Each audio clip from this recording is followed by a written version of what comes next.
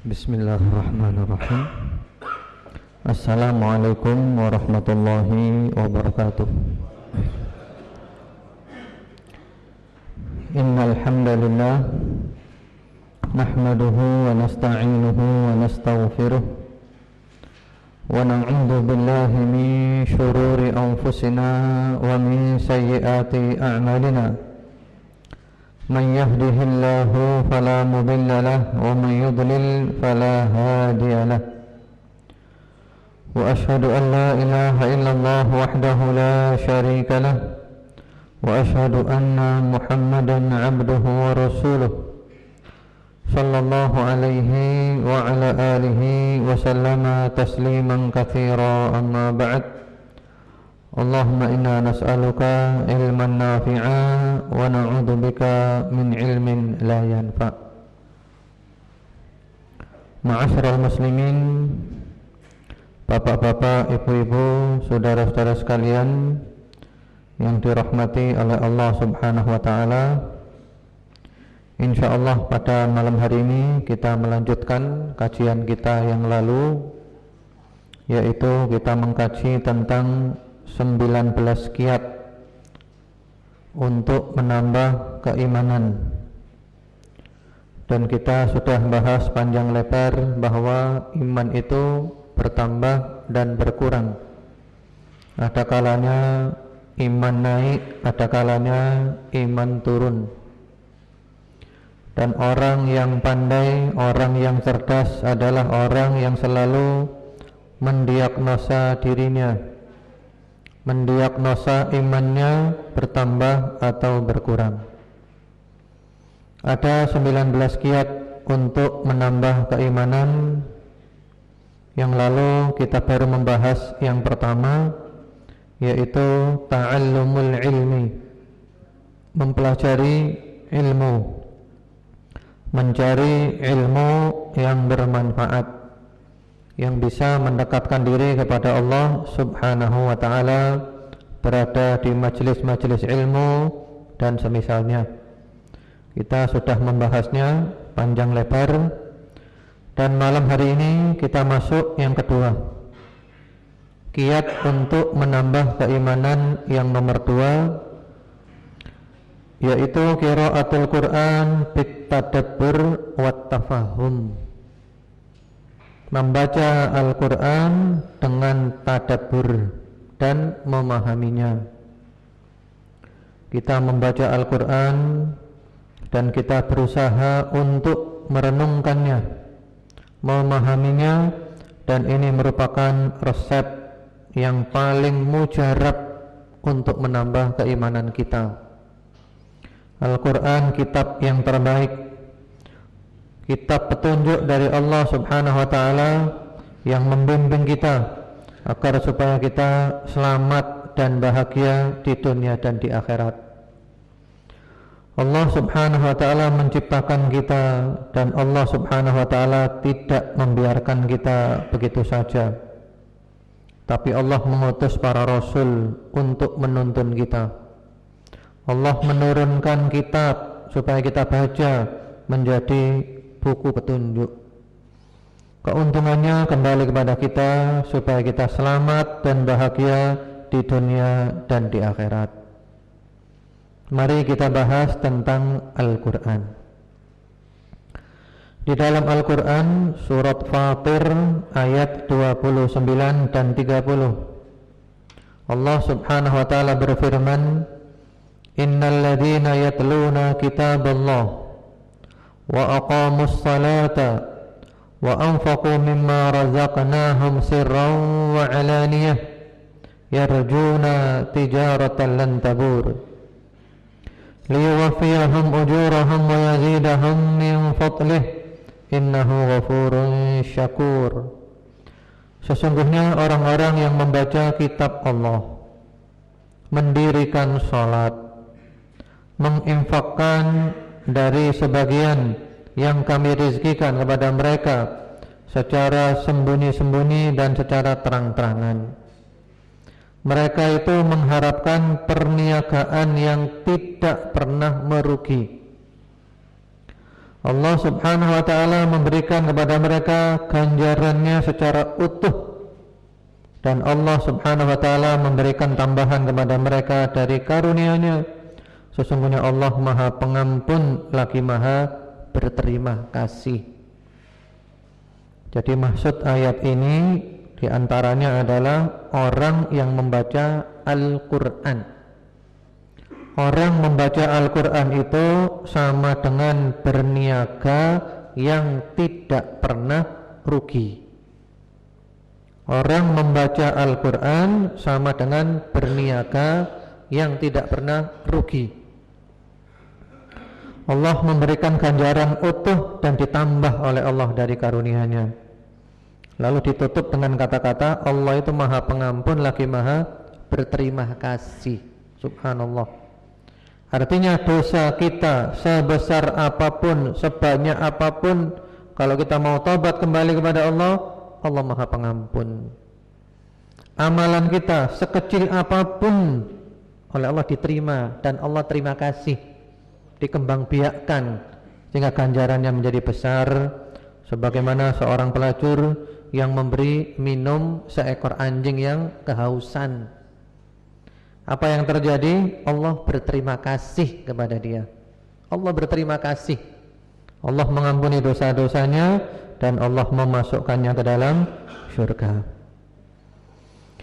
Kemudian juga Al-Imam Al-Bukhari rahimahullah ta'ala dan yang lainnya meriwayatkan melalui jalan sahabat Uthman radhiyallahu ta'ala anhu, sabda Rasulullah Muhammad sallallahu alaihi wasallam, khairukum man ta'allamal qur'ana wa 'allamah. Orang yang terbaik di antara kamu adalah yang mempelajari Al-Qur'an dan mengajarkannya. Ini orang terbaik. Mempelajari Al-Qur'an mulai dari belajar membaca Iqra dan semisalnya, kemudian belajar tajwid, belajar tahsin, belajar tahfidz, belajar tafsir. Ini adalah orang yang terbaik. Kemudian juga mengajarkannya. Karena itu yang berada di TPQ, guru-guru TPQ, mereka itu adalah orang yang terbaik. Kembali kepada niat mereka masing-masing. Ini motivasi dari Rasulullah Muhammad sallallahu alaihi wasallam untuk belajar Al-Qur'an dan mengajarkan Al-Qur'an. Selanjutnya Al-Imam Al-Bukhari, Imam Muslim dan yang lain-lainnya rahmatullahi alaihim ajma'in melalui jalan Ibunda Aisyah radhiyallahu taala anha meriwayatkan sabda Rasulullah sallallahu alaihi wasallam, alladzi yaqra'ul Qur'an wa huwa mahirun fihi ma'as safaratil kiramil bararah. Orang yang membaca Al-Qur'an dan dia mahir. Ya, mahir itu bacaannya benar, kemudian juga hafalannya kuat, kemudian juga ya suaranya indah, mahir, maka dia bersama rombongan malaikat yang mulia lagi baik. Oh, ini berada di rombongannya malaikat. Walladzi yaqra'ul Qur'an wa huwa yatata'u fihi wa huwa 'alaihi syaqqun lahu ajran. Sementara orang yang membaca Al-Quran dan terpatah-patah, berat, maka dia mendapatkan 2 ganjaran. Jadi dia membaca berat, ya, sulit, tapi terus berusaha membaca, terus belajar, terus berusaha, terus belajar, walaupun berat, walaupun terputus-putus. Kata Rasulullah sallallahu alaihi wasallam, ganjarannya 2, ganjaran baca dan ganjaran usaha, upaya. Jadi dimotivasi oleh Rasulullah Muhammad sallallahu alaihi wa ala alihi wasallam. Selanjutnya Al-Imam At-Tirmidzi rahimahullahu taala meriwayatkan dan beliau mengatakan sanadnya hasanun sahih melalui jalan sahabat Abdullah bin Mas'ud radhiyallahu taala anhu, sabda Rasulullah Muhammad sallallahu alaihi wa alihi wasallam, inna man qara'a harfan min kitabillahi falahu hasanah wal hasanatu bi'ashri amthaliha. La aqul alif lam mim harfun walakin alifun harfun wa lamun harfun wa mimun harfun. Sesungguhnya orang yang membaca satu huruf dari kitab Allah Ta'ala mendapatkan satu kebaikan, dan satu kebaikan itu dilipatkan sampai 10 kali lipat. Aku tidak mengatakan alif lam mim satu huruf, akan tetapi alif satu huruf, lam satu huruf, dan mim satu huruf. Alif lam mim dapat berapa? 30. Masya Allah, untung kan? Tidak rugi. Yang mana satu halaman biasanya sekitar berapa itu? Kurang lebih 450 huruf, kurang lebih. Dapat berapa kita? Untung. Untung sekali. Hanya saja tidak tampak, tapi kita beriman. Karena kalau tampak nanti, maka kita 24 jam ngaji Quran, gak mau tidur kita. Satu huruf dapat 10.000. Wah, kita gak mungkin tidur sudah, baca terus. Karena kalau tidur ukuran kita kan rugi. Tidur 8 jam, rugi berapa? Berapa puluh ribu itu. Sahabat Rasulullah Muhammad sallallahu alaihi wasallam yang bernama Khabbab radhiyallahu taala anhu mengatakan, "Taqarrab ila Allah mastata'ta, fa innaka lan tataqarraba ilaihi bi syai'in ahabba ilaihi min kalami." Mendekatlah kepada Allah semampumu. Bertakarrublah kepada Allah semampumu. Sesungguhnya tiadalah kamu bertakarrub kepada Allah dengan sesuatu yang lebih Dia sukai daripada firman-Nya. Artinya bertakarrub, mendekatkan diri kepada Allah, yang paling Allah sukai adalah membaca Al-Quran, mempelajari Al-Quran. Jadi itu amal yang Masya Allah luar biasa. Ini merupakan kitab suci, firman Allah Subhanahu wa taala. Kalau kita ingin sesuatu yang suci di dunia ini, yaitu Al-Qur'an. Tidak ada yang suci selain Al-Qur'an. Sahabat Uthman bin Affan radhiyallahu taala anhu mengatakan, "Lau tahurat qulubukum ma syabi'at min kalami rabbikum." Kalau hatimu bersih, maka kamu tidak akan pernah merasa kenyang dari firman Rabbmu. Jadi kata sahabat Uthman, ini cara mendiagnosa hati. Ya, hati kita ini bersih atau kotor. Caranya adalah Al-Quran.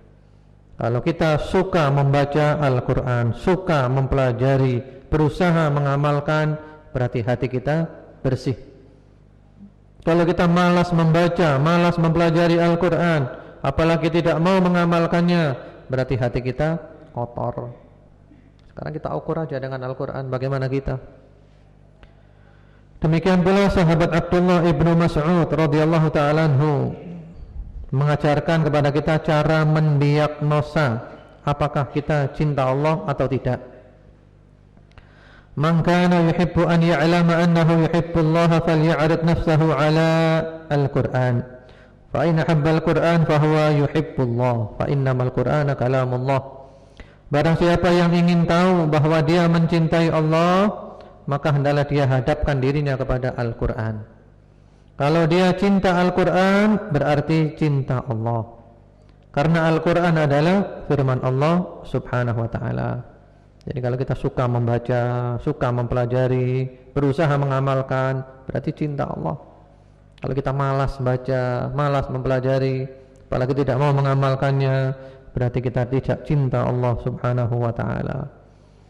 Cara ngukurnya Al-Quran. Juga disebutkan di dalam hadis yang sahih melalui jalan sahabat Anas radhiyallahu ta'ala anhu, sabda Rasulullah Muhammad sallallahu alaihi wasallam, "Inna lillahi ahlina minan nas."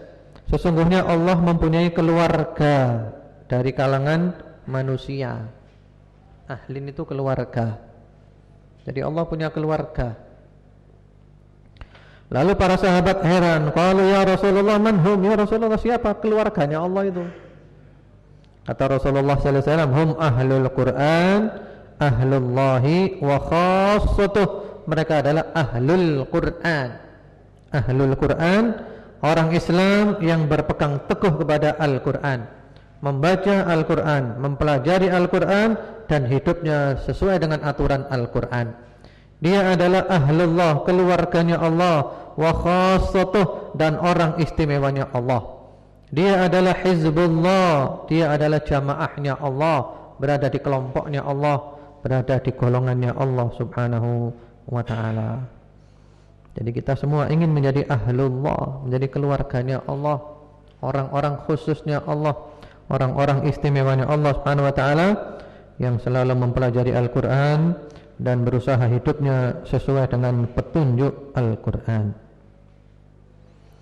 Ma'asyiral muslimin, bapak-bapak, ibu-ibu, saudara-saudara sekalian rahimakumullah. Di masyarakat kita itu ada salah kaprah tentang mengamalkan Al-Quran. Jadi banyak di kalangan masyarakat kita menganggap mengamalkan Al-Quran adalah membaca Al-Quran. Kon gak ngamal Al-Quran, maksudnya adalah kon gak baca Al-Quran. Jadi membaca seakan-akan mengamalkan. Padahal berbeda antara membaca dengan mengamalkan. Dan ini ternyata sudah terjadi semenjak dahulu kala, bukan zaman sekarang. Sehingga ada ungkapan dari salah seorang tabi'in yang bernama Al-Hasanul Basri rahimahullahu ta'ala. Beliau mengatakan, umirun nasu an ya'malu bil Qur'an fattakhadhu tilawatahu amala. Manusia diperintahkan untuk mengamalkan Al-Quran, maka mereka menjadikan membacanya adalah mengamalkannya. Jadi yang diminta oleh Allah membaca dan mengamalkan. Tapi kemudian manusia memahami membaca adalah mengamalkan. Jadi belum, baru membaca. Padahal membaca ada dua, tilawatu al-fadhihi wa ma'anihi, membaca lafadznya dan membaca maknanya, mengamalkannya. Sebagaimana dulu para sahabat Rasulullah sallallahu alaihi wasallam kalau belajar membaca Al-Qur'an, ya belajar 10 ayat saja sampai faham betul mengamalkannya, baru pindah ayat yang berikutnya. Dan ini juga diamalkan oleh Kiai Haji Ahmad Dahlan yang mungkin pernah saya ceritakan di sini ya. Pernah ya? Belum ya? Jadi menurut ceritanya beliau itu dahulu hanya mengajarkan surat Al-Ma'un.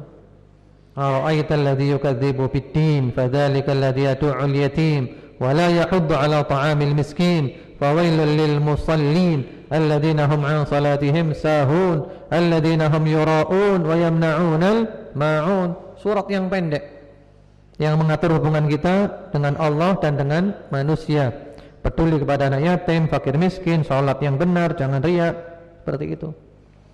Beliau Kiai Haji Ahmad Dahlan hanya mengajarkan surat ini saja kepada murid-muridnya tiap hari Al-Ma'un, sampai murid-muridnya mengatakan, Pak Yai, Al-Ma'unnya sudah paham, sudah hafal, sudah ngerti, pindah surat lain Pak Yai. Ini Al-Quran ada 100 berapa suratnya? 114 surat. Kenapa kok Al-Ma'un saja? Apa kata Pak Yai? Wis diamalno apa durung? Sudah diamalkan atau belum? Jawabannya belum Pak Yai. Ya wis meneh Al-Ma'un maneh. Kaya apa sing liyane iki sik durung. Buat apa ngaji yang lain ini aja belum diamalkan? Al-Ma'un aja. Teter Al-Ma'un aja.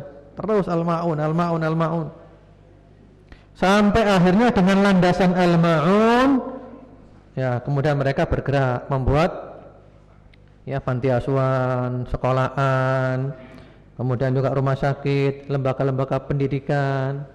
Landasannya apa? Surat Al-Ma'un.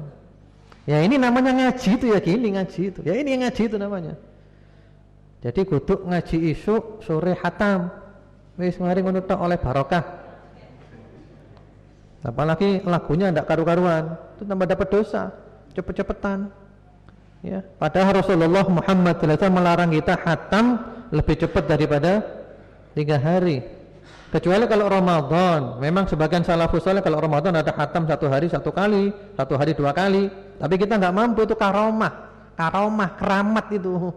Kita nggak mampu. Keramat itu adalah kejadian luar biasa yang diberikan Allah kepada kekasih-kekasihnya. Kalau kita nggak mampu, jangan coba-coba 1 hari hatam, tambah dosa kita. Karena apa? Ngajinya tak karu-karuan, cepet-cepetan. Iya, kalau gitu-gitu. Jadi kata Rasulullah sallallahu alaihi wasallam, kalau mau cepat, paling cepat hatamnya 1 hari, 3 hari, 1 hari 10 juz. Seperti itu. Ya. Selanjutnya Al-Imam Al-Ajurri rahimahullahu taala di dalam kitabnya Akhlaq Hamalatil Quran, beliau mengatakan, yutasaffahul Qur'anu liyu'addiba bihi nafsah. Membaca Al-Qur'an itu untuk mendidik diri. Jadi kita baca Al-Qur'an mendidik diri kita. Kata beliau, kalau kita baca ayat-ayat orang bertakwa, tanya kepada diri kita, apakah saya termasuk orang bertakwa? Kapan saya jadi orang bertakwa? Kalau melewati ayat tentang orang-orang khusyuk, kapan ya saya jadi orang yang khusyuk? Kalau melewati ayat tentang orang-orang yang sabar, kapan ya saya jadi orang yang sabar? Kalau melewati ayat tentang zuhud terhadap dunia, dia tanya kepada dirinya, kapan ya saya zuhud terhadap dunia? Kalau lewat ayat-ayat tentang menguasai hawa nafsu, dia tanya kepada dirinya, kapan ya saya bisa menguasai nafsu saya? Wah, ini namanya ngaji. Jadi benar-benar berinteraksi dengan Al-Quran, seakan-akan berbicara dengan Al-Quran. Berikutnya lagi Al-Hasan Al-Basri rahimahullahu ta'ala menjelaskan tentang mentadabburi Al-Quran itu adalah mengikuti Al-Quran, bukan sekedar hafal dan bacaannya bagus, hafalannya kuat. Sampai-sampai kata Al-Hasan Al-Basri rahimahullahu ta'ala, ada satu orang yang mengatakan, aku telah hafal Quran 30 juz, 1 huruf pun gak ada yang ketinggalan, 1 huruf pun gak ada yang terlewatkan. Kata beliau apa? Sungguh semua hurufnya kamu lewatkan. Semua hurufnya kamu lewatkan. Kenapa? Karena tidak diamalkan, hanya dibaca saja gak diamalkan. Sampai-sampai kata beliau, ada yang sesumbar mengatakan, inilah aqra'us surah fi nafas. Aku bisa baca 1 surat dengan sekali napas. Kan biasa ya para qori itu kan berbangga-bangga dengan panjangnya nafas kan, bangga-bangga dengan panjangnya nafas. Kata beliau, Al-Quran bukan untuk panjang-panjangan nafas. Al-Baqarah sekali nafas bisa enggak? Kan gitu ya, orang-orang kan panjang-panjangan nafas, pamer dengan panjangnya nafasnya. Wah hebat, luar biasa ini, nafasnya panjang sekali. Bukan itu Al-Quran, tapi benar-benar tampak dalam kehidupan sehari-hari, tampak dalam akhlaknya, tampak dalam muamalahnya, tampak dalam ibadahnya, dan yang lain-lainnya. Dan itulah yang dipraktekkan oleh Rasulullah Muhammad sallallahu alaihi wasallam. Ketika Ibunda Aisyah radhiyallahu taala anha ditanya tentang akhlaknya Rasulullah Muhammad sallallahu alaihi wasallam, Ibunda Aisyah menjawab, "Kana khuluquhul Qur'an." Akhlak beliau adalah Al-Qur'an. Beliau benar-benar mengamalkan Al-Qur'an, seakan-akan Al-Qur'an yang berjalan, yang disebut oleh Allah di dalam surat Al-Qalam ayat 4, "Wa innaka la'ala khuluqin 'adzim." Sesungguhnya engkau wahai Rasulullah Muhammad sallallahu alaihi wasallam mempunyai akhlak yang agung. Al-Quran juga merupakan obat, ya, obat penyakit jasmani dan rohani, obat penyakit lahir dan batin. Ada banyak ayat yang menyebutkan bahwa Al-Quran itu obat. Di antaranya di dalam surat Yunus ayat 57, Allah menyebut Al-Quran itu wasyifa'ul lima fis sudur, obat bagi apa yang ada di dalam hati, obat hati. Kemudian juga di dalam surat Al-Isra ayat 82, Allah cuma menyebut huwa syifa'u wa rahmatul lil mu'minin, obat untuk orang-orang yang beriman, umum, obat umum. Juga di dalam surat Fussilat ayat 44, Allah menyebut qul huwa lil ladzina amanu hudaw wa syifaa, obat bagi orang-orang yang beriman. Jadi dari sini Al-Quran ini obat, obat penyakit jasmani dan rohani, lahir batin. Sakit apapun jangan meninggalkan berobat dengan Al-Quran. Juga ada sabda beliau di dalam hadis yang sahih, khairud dawa Al-Quran, obat yang terbaik adalah Al-Quran, obat yang terbaik. Di dalam riwayat yang sahih pula, pernah Rasulullah sallallahu alaihi wasallam melihat Ibunda Aisyah sedang diobati oleh seorang perempuan. Lalu kata Rasulullah sallallahu alaihi wasallam, "Alijiha bi kitabillah." Obati dia dengan kitab Allah. Jadi Al-Qur'an ini obat. Obat sakit hati. Sekarang ini zamannya orang sumpek, zamannya orang bingung, zamannya orang kalut, zamannya orang kacau, banyak problem, banyak masalah. Nah, di antara obatnya adalah Al-Qur'an. Kita buka Al-Qur'an, kita ngaji dengan santai, dengan kita nikmati, kita rasakan ini ayat-ayat Allah masuk ke dalam tubuh kita, damai, tenang, tentram, bahagia. Sampai-sampai dokter ahli kejiwaan pun mengatakan di antara obat untuk untuk stres, depresi itu adalah ngaji Al-Qur'an dengan suara, dan ngajinya itu yang santai, dinikmati. Coba rasakan. Ada yang mengatakan, saya kalau ngaji itu kok rasanya berat. Kok berat ngaji ya? Padahal saya ketika membaca buku-buku kok terasa mudah. Baca koran misalnya pagi sampai khatam. Atau juga mungkin baca buku apalah, buku macam-macam, kok gampang. Al-Quran kok berat, kenapa? Ternyata ada jawabannya. Ada seorang ulama ketika ditanya masalah ini, jawabannya adalah, diberi contoh oleh beliau seperti orang yang punya luka. Orang yang terluka, ketika lukanya diobati, sakit enggak? Sakit kan? Ada orang punya luka, lukanya diobati, sakit kan? Diobati, dijahit, sakit. Demikian pula kita ini penuh dengan luka, cuma tidak tampak. Luka oleh maksiat, luka oleh penyimpangan-penyimpangan.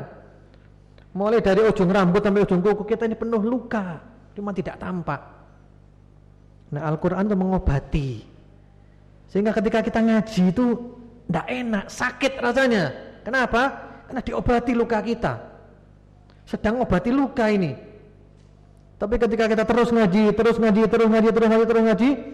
lama-lama lukanya itu sembuh. Setelah sekian lama kita ngaji terasa enak. Memang pertamanya berat, tapi setelah kita lawan 15 menit, 20 menit, 30 menit, enak. Jadi pertamanya berat karena apa? Mengobati luka. Kita ini penuh luka.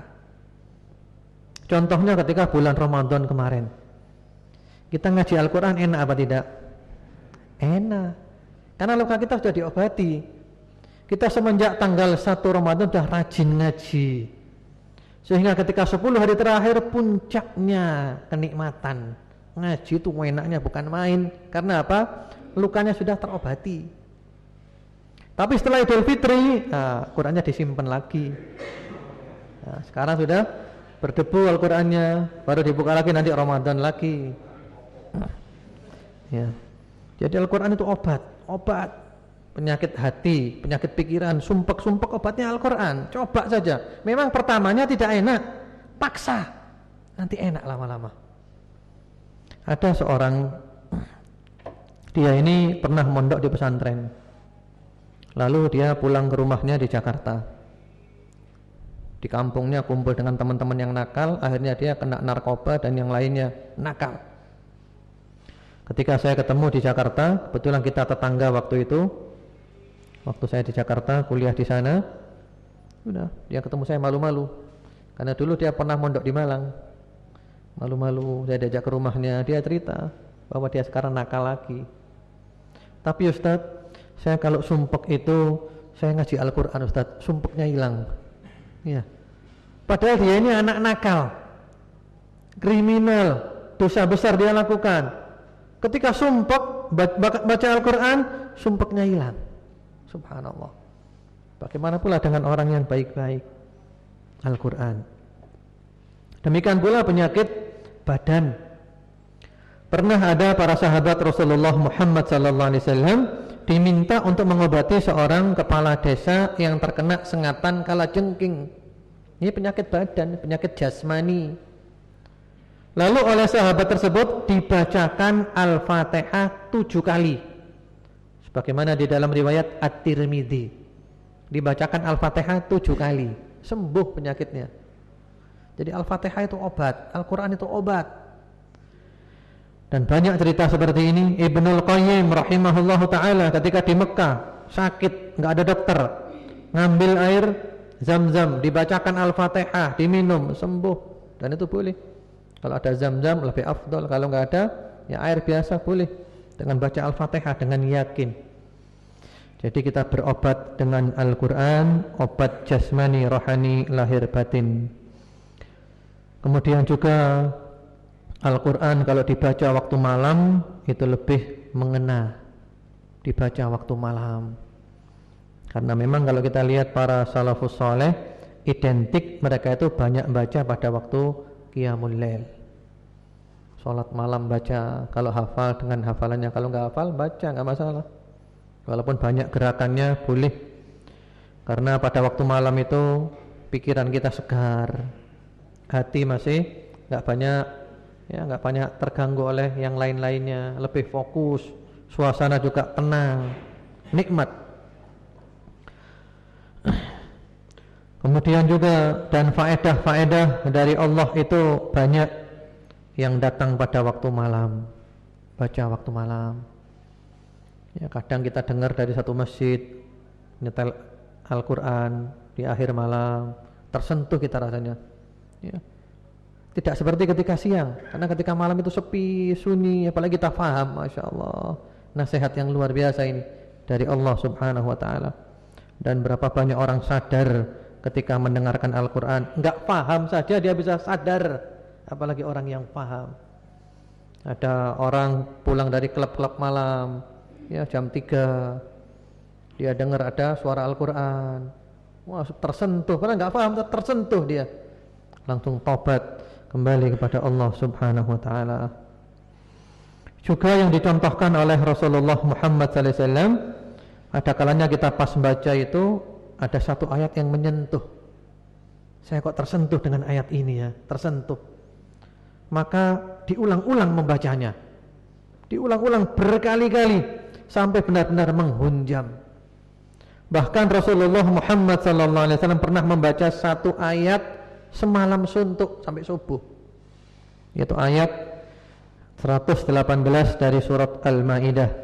In tu'adzibhum fa innahum ibaduk wa in taghfir lahum fa innaka antal azizul hakim.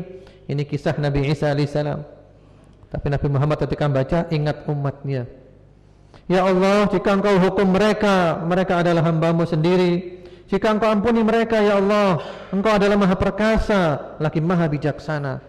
Beliau baca berulang-ulang sampai subuh sambil air mata beliau berlinang.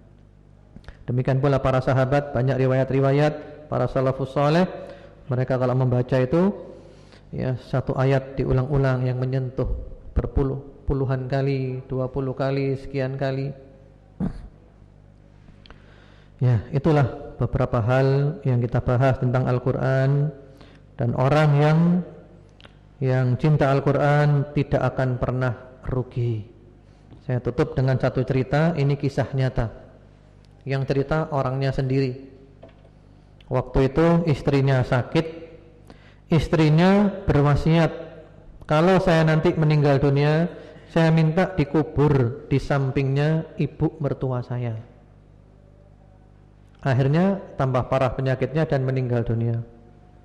Dilaksanakan wasiatnya, digali di sampingnya ibu mertua. Dan ibu mertua sudah meninggal dunia beberapa tahun yang lalu, lama sudah meninggalnya. Ketika digali, subhanallah, ternyata telisiknya masih utuh. Yang menggali penasaran, diintip, ternyata kain kafannya masih utuh. Yang menggali penasaran lagi, diintip, ternyata jasadnya masih utuh. Dan ini bukan karena faktor tanah, karena kita sering mengatakan itu faktor tanah itu. Tidak. Karena tetangga-tetangganya hancur semua, jadi tulang belulang. Ini aja yang utuh. Berarti bukan faktor tanah kan? Kalau faktor tanah berarti tetangga-tetangganya semuanya masih utuh. Hancur semua, tinggal dia yang utuh. Wah, berarti orang ini punya amalan ini. Punya amalan, apa amalannya? Lalu dicari, ternyata amalannya ibu mertua ini suka membaca Al-Quran. Bahkan satu hari membacanya tidak kurang dari 5 juz. Jadi setelah sholat subuh itu duduk tenang ngaji 1 juz. Setelah zuhur duduk tenang ngaji 1 juz. Setelah asar 1 juz. Setelah maghrib 1 juz. Malam juga 1 juz. Tenang baca, nggak buru-buru, baca tenang aja. Kan waktunya banyak. 1 juz itu kalau kita mau baca sepelan-pelannya 1 jam insya Allah dapat. Baca yang pelan sekali 1 jam dapat. Kalau baca agak cepat sedikit tapi tajwidnya benar, insya Allah setengah jam 1 juz. Iya. Yang mana kita semua punya waktu. Apalagi ibu-ibu mungkin yang ibu rumah tangga punya ada waktu. Baca, Masya Allah. Jadi ternyata ibu ini cinta Al-Quran, 1 hari tidak kurang daripada 5 juz. Masya Allah, luar biasa. Karena memang orang-orang dulu itu pikirannya hanya ibadah saja ya. Persis orang-orang sekarang. Iya. Kalau sekarang ini sibuk Facebookan ya. Facebookan, BBM-an, Twitteran, WhatsApp, nonton TV, berjam-jam waktunya habis di sana. Hasilnya adalah catatan amalnya yaitu nonton TV, BBM-an. Ya, eman, waktu kita banyak kita buang cuma-cuma. Padahal modal kita untuk bertemu Allah adalah waktu. Wallahu alam. Itu dulu materi pada malam hari ini. Semoga bermanfaat. Kalau ada yang mau ditanyakan, monggo silakan. Ya, monggo. Ya.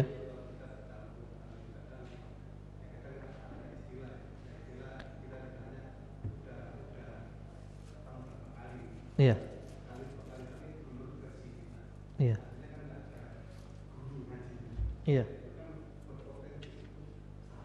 Iya.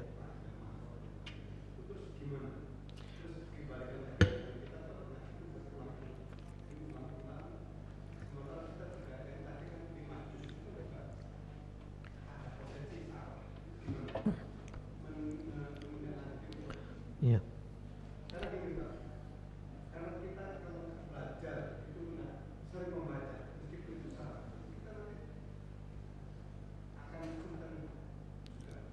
Iya. Ya. Kan tadi sudah diterangkan di awalnya bahwa kita ini perlu belajar ngaji dulu. Perlu belajar ngaji memang, Pak.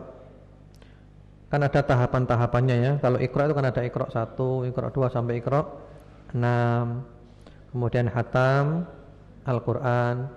Kemudian juga ada lagi belajar tajwid. Bagaimana tajwidnya. Nah, setelah kita ngerti semuanya itu, ya dilepas ngaji sendiri, enggak masalah. Insyaallah enggak salah, enggak bisa. Jadi istilahnya kunci sudah ada di tangan kita. Nah, kalau kita memang ngajinya belum khatam tadi itu, ya memang ada potensi khawatir salah. Maka dari itu perlu belajar dulu, Pak. Jadi belajar dulu dari awal Iqra 1, Iqra 2 sampai Iqra 6, belajar tajwid. Mudah insyaallah, Pak. Kalau orang mau itu mudah, dimudahkan oleh Allah. Itu. Karena kalau kita masih belum belum melalui tahapan-tahapan seperti itu, belum pernah belajar tajwid, ya khawatir nanti bacanya salah. Dan salah itu ada 2, Pak. Salah dalam arti cuman tajwidnya saja, panjang pendeknya, tapi artinya tidak berubah. Nah, ini enggak masalah, enggak dosa. Ada lagi salah yang bisa merubah maknanya. Ini kalau sengaja dosa. Sengaja siratal ladzina amta gitu. Alhamdulillah rabbil ngalamin. Nah, itu dosa, Pak. Harus belajar. Jadi belajar dulu, Pak, karena itu perlu ada pengajian khusus ya, belajar ngaji Al-Qur'an. Manggil guru, siapa gurunya. Ya, wallahu alam. Silakan kalau ada yang lainnya, monggo.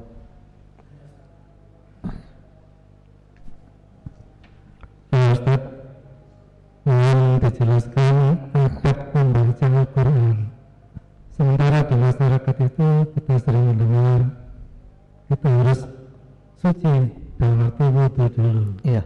atau tidak wudhu. Yang kedua, saya pernah mendengar ada komentar begini, bahwa Al-Quran itu adalah kitab suci, tidak akan tersentuh kecuali orang yang suci. Iya. Mohon dijelaskan dalam kata-kata suci di sini, Ustaz. Terima kasih. Iya. Memang ada. Bahkan di dalam Al-Quran di surat Al-Waqi'ah, la yamassuhu illal mutahharun, tidak menyentuhnya kecuali orang-orang yang disucikan. Atau juga di dalam hadis yang sahih, la yamassal Qur'ana illa tahir, tidak boleh memegang Al-Quran kecuali orang yang suci. Nah, mengenai surat Al-Waqi'ah tadi itu tafsirnya banyak, Pak. La yamassuhu illal mutahharun, tidak menyentuhnya kecuali orang-orang yang disucikan. Itu tafsirannya banyak. Dan tafsir yang paling tepat di surat itu adalah malaikat. Karena itu berhubungan dengan ayat-ayat sebelumnya dan setelahnya yang berbicara tentang Al-Quran yang ada di Lauhil Mahfuz. Ya, tidak menyentuhnya kecuali malaikat-malaikat yang disucikan.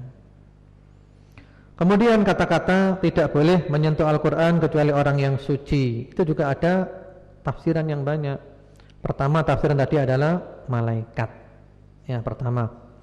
Yang kedua, yang dimaksud orang-orang disucikan atau orang suci tadi itu adalah orang yang bersih dari hadat besar dan hadat kecil. Kemudian tafsir yang ketiga, orang yang bersih dari hadat besar saja. Tafsir yang keempat, maksudnya adalah orang Islam. Karena orang Islam itu semuanya adalah suci. Orang musyrik itu najis. Seperti itu. Jadi memang masalah membaca Al-Quran, memegang mushaf Al-Quran, tidak punya wudhu, boleh apa tidak? Ini ada beda pendapat dari kalangan para ulama. Tapi kalau kita kembali kepada dalil-dalil yang sahih, yang sharih, boleh. Memegang Al-Quran tidak punya wudhu, boleh. Tapi yang afdal punya wudhu.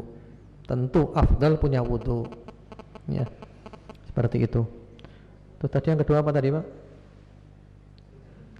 Sudah ya, terjawab ya? Ya. Monggo silakan kalau ada yang lainnya.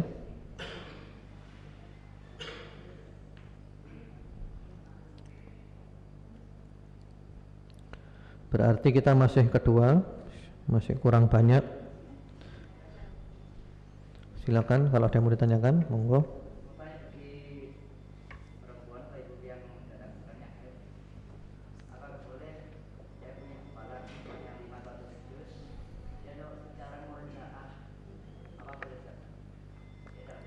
Ya. Jadi perempuan yang datang bulan, yang haid, apakah boleh membaca Al-Quran atau menyentuh Al-Quran? Ini juga masalah khilafiyah, beda pendapat. Kalau di kalangan madhab, ya, termasuk madhab Syafi'i, itu ada 7 yang dilarang, yaitu tidak boleh sholat, kemudian tidak boleh, ya, tidak boleh puasa, tapi mengqadha puasanya. Tidak boleh berhubungan suami istri di farji. Kemudian tidak boleh tawaf di Ka'bah. Yang keempat. Yang kelima, tidak boleh masuk masjid. Yang keenam, tidak boleh menyentuh mushaf Al-Quran. Yang ketujuh, tidak boleh membaca Al-Quran. Nah, ini menurut madhab. Tapi setelah diteliti dalil-dalilnya oleh para ulama yang menelitinya, ya, diantaranya Syekh Husain Awaisyah, kemudian Syekh Mustafa Al-Adawi dalam kitabnya Jami' Ahkamil Quran, dijelaskan panjang lebar secara ilmiah. Ternyata riwayat-riwayat yang sahih itu hanya ada 4 yang tidak boleh. 4 yang tidak boleh, yaitu yang 4 yang pertama tadi itu sholat, puasa, hubungan suami istri di farji, dan tawaf di Ka'bah. Selebihnya masuk masjid selama tidak mengotori masjid boleh. Menyentuh mushaf Al-Quran boleh. Membaca Al-Quran boleh, ya. Tapi memang ini ada khilafiyah, perbedaan pendapat. Dan kami yakin dengan pendapat yang ini, Yang tidak boleh cuma 4 saja, selebihnya boleh, ya. Yang penting kita saling menghormati. Karena juga pendapatnya para ulama Ahlus Sunnah wal Jamaah semuanya. Jadi begitu. Jadi kalau ada yang yakin tidak boleh, ya jangan menyentuh. Ada yang yakin boleh, tapi yakin ini bukan enak-enakan ya, bukan milih yang enak. Kita harus mempelajari dulu dengan dasarnya, kenapa kok boleh, kenapa kok tidak boleh, mana yang lebih kuat. Seperti itu. Ya, wallahu alam. Fadhal, silakan kalau ada yang lainnya. Monggo.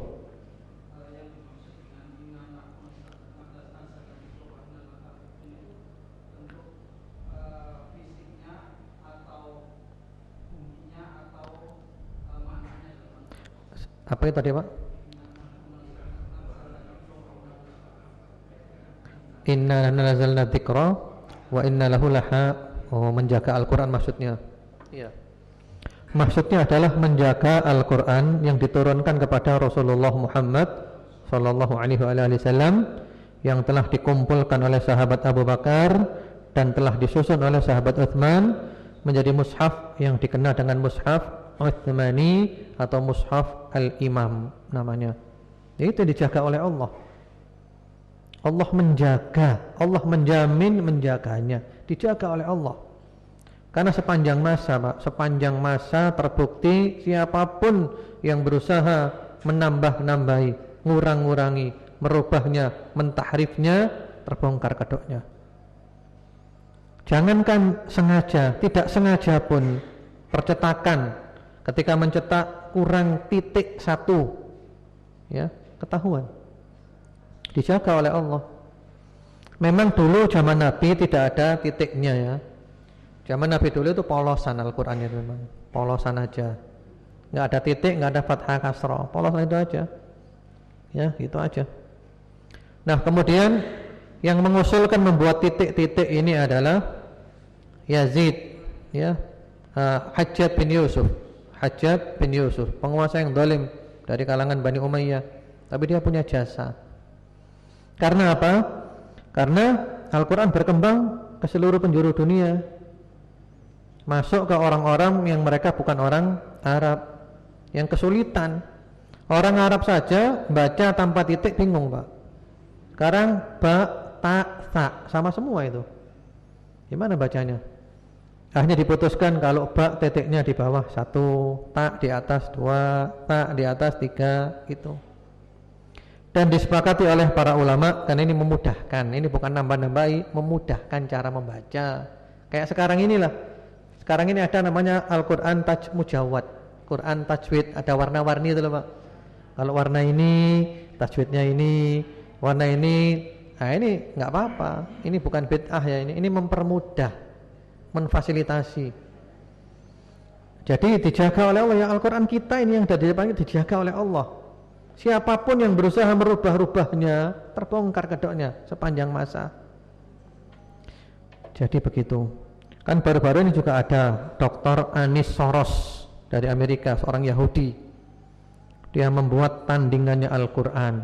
Dia punya proyek besar yang menghasilkan Al-Quran tandingan. Judulnya Al-Furqanul Haq, The True Al-Furqan. Hasilnya apa? Saat dunia tidak ada yang percaya. Satu pun tidak ada yang percaya. Percuma, sia-sia. Sudah terbukti. Zaman dulu kan juga pernah apa namanya? Musailamah Al-Kadzab. Musailamah Al-Kadzab ngaku jadi nabi.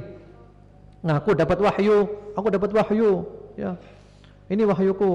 Ya wabru, ya wabru. Yang dibilang itu ditanya, "Gimana menurutmu wahyu ini?" "Oh iya. Saya tidak percaya kalau itu wahyu." Jadi insya Allah kamu tahu kalau saya tidak percaya. Jadi Anda tahu kalau saya tidak percaya bahwa itu adalah wahyu dari Allah. Tidak ada orang percaya. Jadi memang benar-benar dijaga oleh Allah. Berbeda dengan kitab-kitab terdahulu, Taurat, Injil dan yang lainnya, Allah tidak menjamin jaga. Allah tidak menjamin menjaga, sehingga masuk ke dalamnya itu tahrif. Wallahu a'lam. Ya, monggo silakan kalau ada yang lainnya.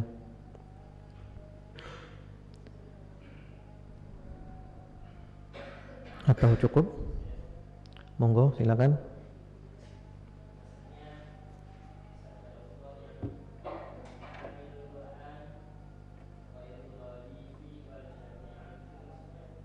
Iya.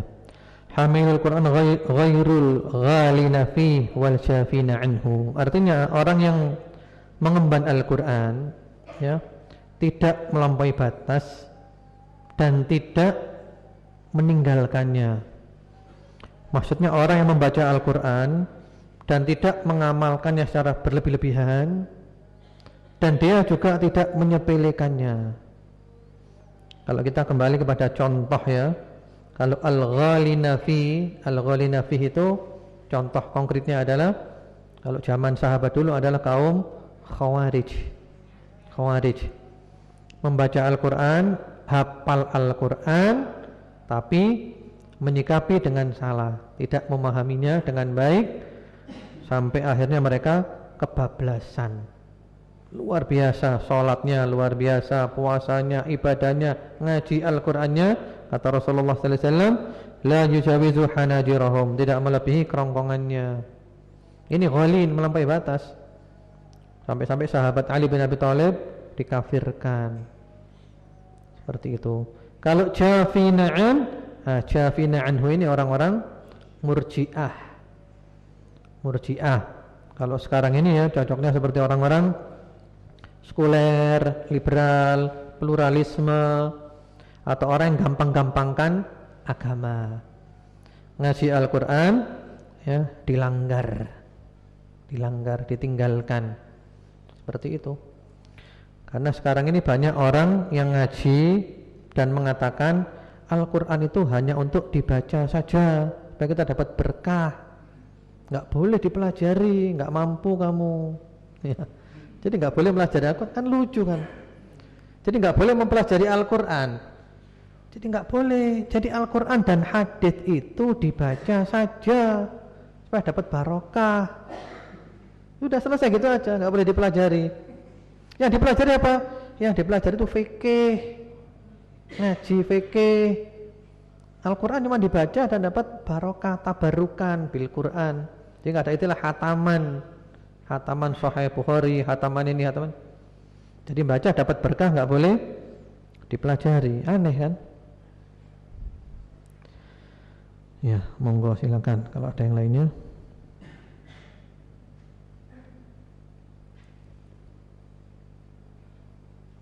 Cukup ya? Ya, kurang lebihnya saya mohon maaf. Semoga bermanfaat. Allah menjadikan kita istiqamah dan umur kita ditutup dengan husnul khatimah. Allahumma amin. Subhanakallahumma bihamdika asyhadu an la ilaha illa anta astaghfiruka wa atubu ilaik. Assalamualaikum warahmatullahi wabarakatuh.